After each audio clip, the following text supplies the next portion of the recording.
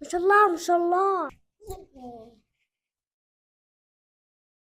أم هود ماني على الفرح، راح أروح استأذن جوزي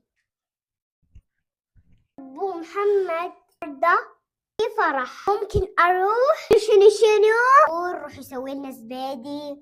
يا حبيبي أنا ما أعرفش، مش ما توديني الفرح ماشي أي ما آخر الزمان. راح راح راح أروح لماما أحسن لي.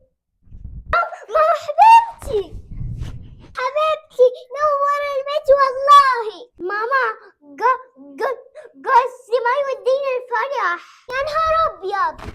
شفتي يما حبيبتي حتروحي معايا. لا انا مش اروح. يا ليه يا حبيبتي مش كنتي عايزه تروحي؟ لا لا ماما انا عايزاكي تروحي تأدبي جوزي من عناية التنتين. هقول لك خطة تأدب جوزي.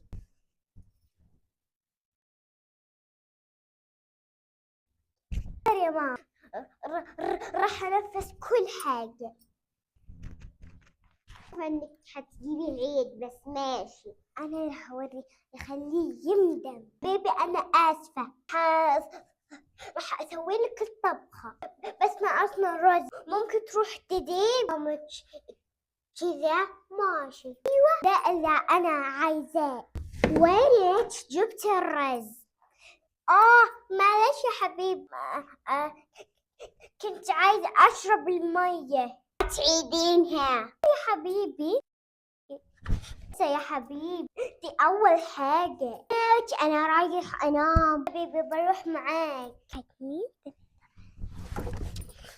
كنتي أنا آسفة يا حبيبي. هذه صارت غريبة هالفترة. لا تأذيني. بدك أعمل حاجة ندم عليها. أنا أوريك. مش عايزني أروح الفرح؟ ماشي أنا أعمل لك فرح. كتري ماشي. أنا راح أوريك حبيبي. أنا عملت أحلى طبخة.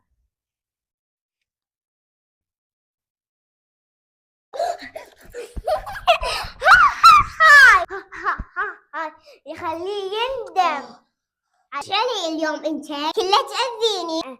يا حبيبي ما توديني الفرح عشان عملت كده بس عشان فرح كده ما تسيبش.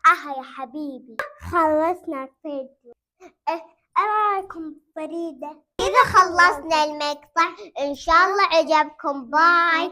وايش رايكم بميك اب فطوم يا مسرية؟